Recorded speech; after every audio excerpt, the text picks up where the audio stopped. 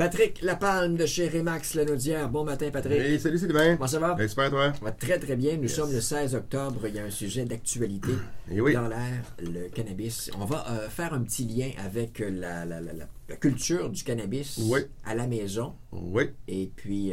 on va faire le lien avec la déclaration du vendeur à D13.7 qui est obligatoire à remplir pour les personnes physiques, donc cannabis, les propriétaires. Mais culture aussi d'un paquet de choses. On va faire le tour de ce que... Oui, mais vraiment, on va dans la D13.7, la déclaration du vendeur. Naturellement, ce matin, on n'entrera pas dans les législations municipales, provinciales, fédérales et tout ça. On va le laisser gérer ça de leur côté.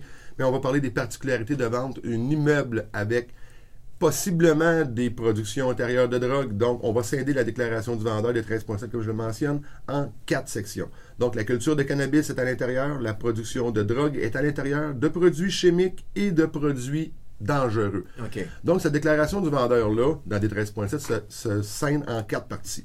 Je vous donne des exemples. Culture de cannabis, on s'entend que c'est... On est dans le sujet d'actualité présentement.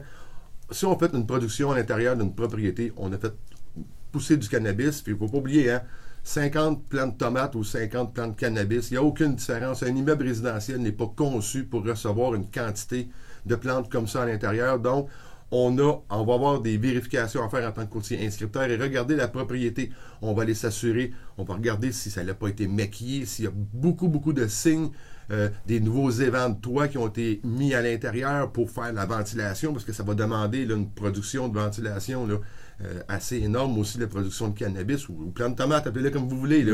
On va aller vérifier, faire des vérifications au panneau électrique, au mât électrique, voir s'il n'y a pas eu des endroits que l'électricité a été sautée. Comme information générale, on a plusieurs sites qu'on peut regarder. Premièrement, l'expérience du courtier avec sa connaissance en construction.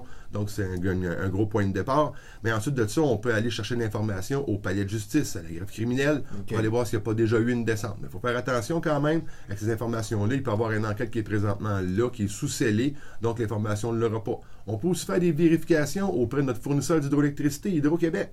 S'il n'y a pas eu déjà des variations, est-ce qu'il y a déjà eu Hydro-Québec qui va intervenir sur cette adresse-là de la propriété pour voir, ils ont coupé le courant, ils l'ont rétabli après que l'électricien est passé à cause d'une culture. Ça se peut qu'il n'y ait pas eu aucune accusation, que ça a été fait vraiment en catimini. C'est vraiment important de faire ces vérifications. Votre courtier va être là pour vous aider. Ça ne veut pas dire que ça a été fait par le propriétaire non plus. On non peut avoir loué la maison. Exactement. Et le locataire l'a fait, mais c'est obligatoire de le déclarer. Exactement. C'est comme un suicide, comme une mort violente. Même chose que le suicide, mort violente, c'est un facteur significatif. Quand j'en parle souvent, un facteur significatif qui augmente les dépenses ou en diminue les revenus, celui-là, c'en est un vraiment. On parle de production intérieure de drogue, produits chimiques. Bon, si on prend les drogues, les MDMA, toutes les drogues, les speeds, ces choses-là, quand ils sont fabriqués, poinçonnés avec les poinçons dans un endroit, les particules volatiles vont entrer dans les matériaux poreux, tels les gyps, les bois, les tapis, ces choses-là. On peut détecter des présences jusqu'à 6 mois à 1 an après que la production ait eu lieu et qu'il y a eu un nettoyage.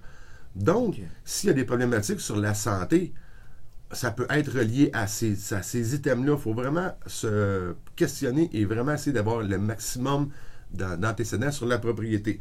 Si on parle de produits chimiques et ou produits dangereux, l'exemple, les 2 exemples les plus faciles à comprendre, si vous êtes un taxidermiste en herbe, vous travaillez avec des produits chimiques pour tanner des peaux, ces choses-là, si votre ventilation à l'intérieur de votre pièce que vous travaillez n'est pas adéquate, tous les produits volatiles, les solvants, toutes les matières organiques vont encore là entrer à l'intérieur et être en contact des matériaux qui sont poreux. Donc, ça va vraiment être des particularités à vérifier. On parle de produits dangereux. En peinture d'ébossage, ces choses-là, il y a beaucoup de solvants d'utiliser.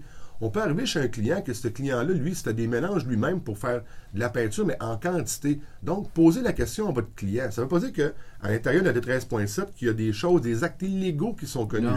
Parce que quand on commence avec production de cannabis, production de drogue, les gens vont souvent avoir non, moi j'ai rien fait de ça. Mais si vous produisez des produits chimiques pour différents items et vous travaillez là-dedans, vous pouvez le prouver. Et avec des bons systèmes de ventilation, vous êtes en mesure de dire ma maison est saine, puis au pire, si le client il a peur, l'acheteur, vous pouvez faire passer des tests de qualité de l'air aussi à l'intérieur de votre propriété.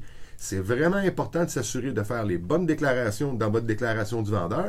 Et si on vient qu'à découvrir à travers une transaction qu'il y a eu une production intérieure de drogue à l'intérieur de la propriété, c'est beaucoup plus celle que les institutions financières vont être frileuses. Ouais. Donc, ils vont nous demander des tests d'air, tests de moisissure, ils vont demander vraiment de pousser plus loin l'investigation, parce que l'institution financière n'est pas obligée de prêter aucunement sur une propriété qui a déjà eu une production intérieure de drogue, ou, comme je le mentionnais tantôt, oubliez-le pas, là, les plants de tomates, là, c'est la même chose. C'est pas la notion de l'illégalité de la plante qui va pousser dans la propriété. C'est les dommages. C'est les dommages que ça va causer, peu importe que ce soit légal, oui ou non. Patrick, si on veut te joindre. Facilement au 450-499-5544. Vous pouvez aussi aller nous voir sur notre Facebook équipe Patrick Lapalme et sur notre chaîne YouTube. Toutes les chroniques immobilières sont disponibles sur patricklapalme.com. Patrick Lapalme, un but, une passion. Vendu. Vendu.